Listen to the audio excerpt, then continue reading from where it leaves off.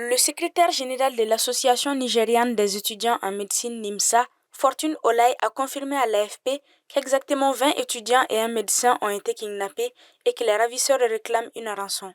Le Nigeria est confronté depuis un certain temps à une série d'enlèvements à cause de la crise économique qui sévit dans le pays, poussant de plus en plus de Nigériens vers la criminalité, notamment les enlèvements contre rançon. En l'espace de 6 mois, il s'agirait du troisième enlèvement visant des universitaires dans l'état de Emegue. Durant les premières heures de leur rapt, certains des 20 étudiants ont été autorisés par leurs ravisseurs à utiliser leur téléphone sous contrainte. Des postes géolocalisés, des appels téléphoniques ont été transmis à leurs proches via un réseau social.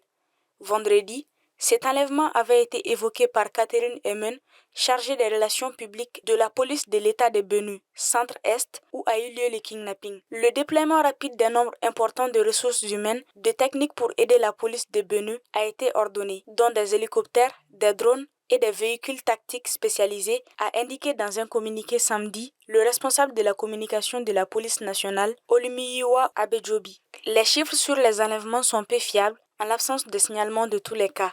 Le cabinet de conseil nigérien SBM Intelligence a déclaré en avoir enregistré 4 777 entre l'arrivée au pouvoir du président Bola Ahmed Tinubu en mai 2023 et janvier 2024. En 2022, une loi a été adoptée interdisant de verser de l'argent aux ravisseurs.